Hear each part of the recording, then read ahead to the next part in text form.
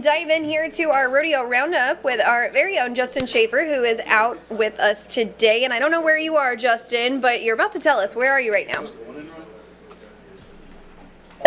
We're up in Hempstead, Texas tonight, so down around Houston.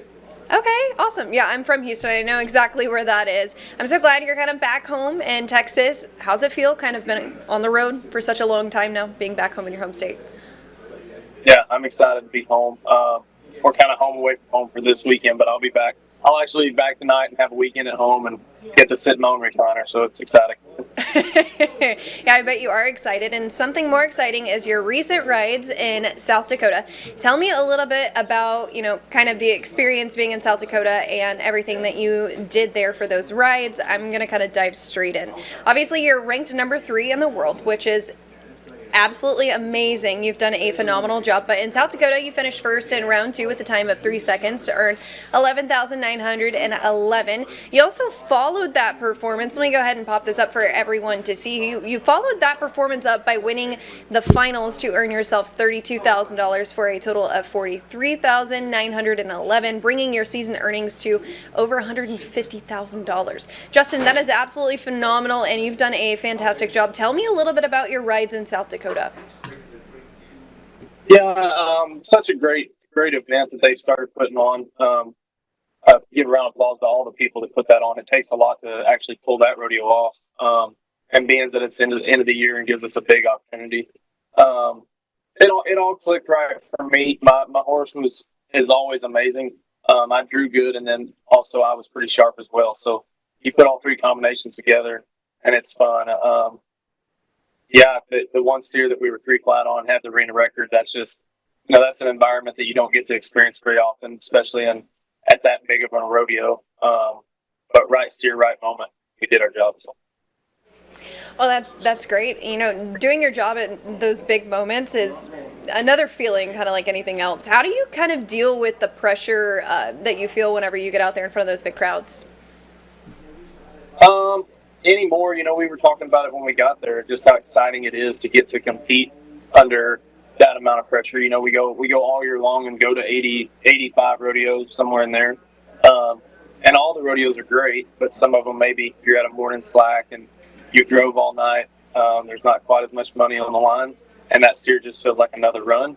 Whereas you show up somewhere like Sioux Falls, and it's pretty comparable to the NFR, the emotions behind it. And then the crew of guys there you're competing against, you're competing against the very best in the world. So it's exciting. It's fun to get the heart rate up. Yeah, I can't imagine getting out there and competing in front of that many people, especially at a rodeo like that. And you compared it to NFR. So kind of moving on, Kyle Owens and I were just kind of chatting about NFR. That is coming up here soon in December, right? Yep. Okay. It's always the first Thursday in December. Yes. Okay, so with that being said, what kind of is the process to qualify for the National Finals Rodeo? So it's you get to count 80 rodeos, PRCA rodeos, towards your world standings. You can go to more or less. You don't have to go to 80. I think the minimum counts maybe 15 or 20. Pretty hard to make the NFR if you go to that many. But you get 80 to count, and so you go all year long and pick the best rodeos you get into or get to go to, and then those rodeos count. The money earns you a spot there, top 15 in the world.